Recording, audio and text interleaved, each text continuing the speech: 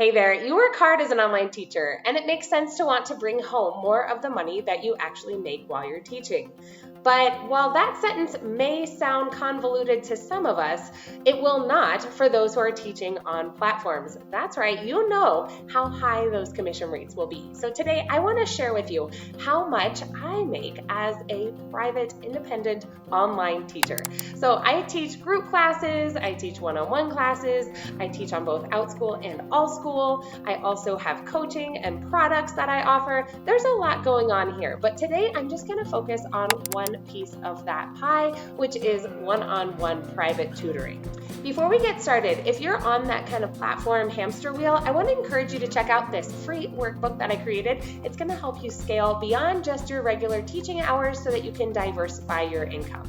That income is important to our families, to ourselves, and it's good to make sure that you have your eggs divided up into different baskets.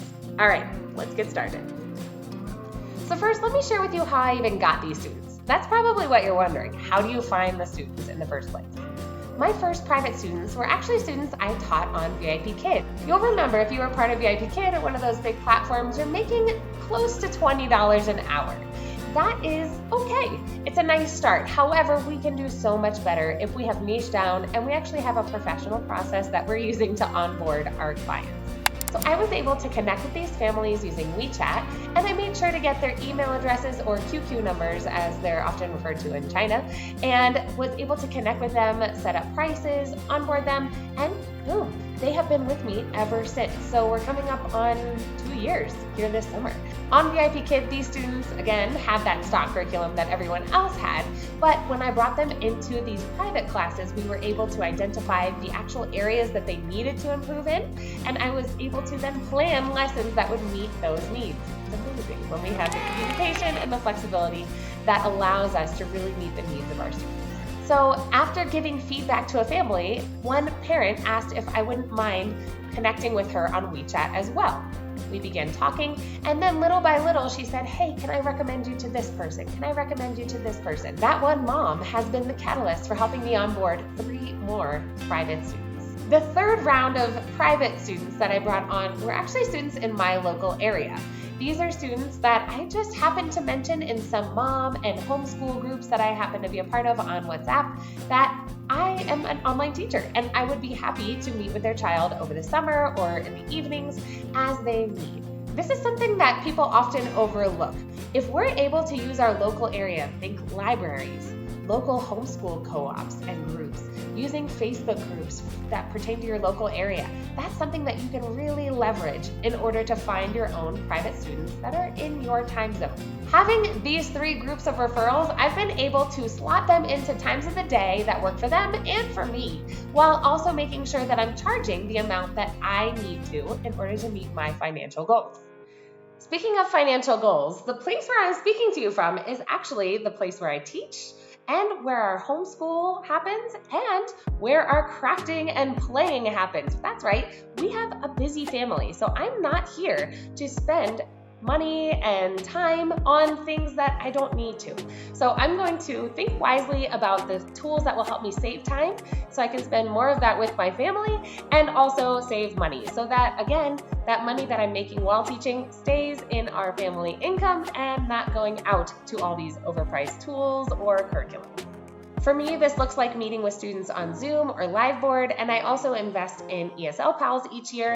That ESL Pals subscription is under $75, and it's something that will save me a ton of time relative to the cost. So that's something that's an easy yes for me. Now we're getting closer to that final number, but we need to figure out how much each class is going to cost and what these packages are going to look like. For me, I know that my minimum per hour income that I will say yes to is $40 an hour. That's something to find for yourself. That will help you keep your financial goals on track. For these students, I charge between $25 and $30 per 25-minute class. That means I'm actually closer to that $50 an hour than my $45 minimum, and in some cases, even higher than that. Whenever I onboard one of these students, I always start with a package of 5 classes. I want to convey that I know what it's like to fork over a chunk of money. I am a mom of 4, my own kids take classes online, and I know what that feels like. So I want them to feel comfortable with our transaction. So I say the first package is 5 classes. After that, we'll bump it up to 10 if you feel comfortable, and we proceed. The reason I do that is just to save on admin time. There is a little bit of extra time that is added in when I'm creating an invoice, when I'm tracking the different classes, and so I just prefer to get it all done at once and cut that time in half. Explaining that to parents, usually they understand, and it's something that keeps my business running more smoothly. I do have to keep track of these packages and how many are left. So I do that using Notion. When I'm lesson planning, I always keep a running tally of the classes that they've used so far, as well as any vacation days or sick days or no-shows for either party, myself or the student, in that lesson plan document. It's all kept in one spot. All right, the snake plants are gonna need to go out of the way for this one because you're gonna wanna see this pie chart. All right, it's the moment of truth. Here is the breakdown of my monthly income. Now, you might look at this pie chart and say, that's a lot of colors. And I might say, you haven't been around here for very long, because I am all about diversifying your income streams. Diversifying means we're able to not depend on any one source of income, and we're actually able to grow even more because we've branched out into these different areas. We're trying new things, learning new skills. All of that leads to business scaling and growth. If you're interested in growing and scaling your teaching business, be sure you've picked up my free workbook on this topic. You can find that linked below. Each week with those private one-on-one students, I'm bringing in about $155, which makes it approximately $620 a month.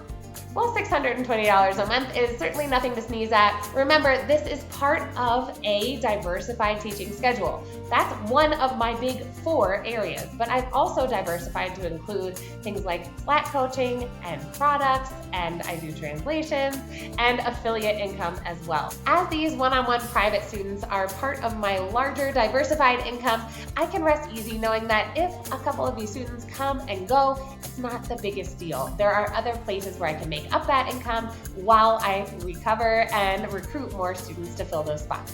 So, what do you think? Was this what you expected or not? Let me know in the comments. I would love to hear how you're doing with your private online students, or if you're working toward that goal. Now, I hope today's video was helpful for you. If it was, make sure you're subscribed and give it a thumbs up. That is super helpful for me. Thanks so much for being here and for all you do for your students. It makes a difference. Happy teaching.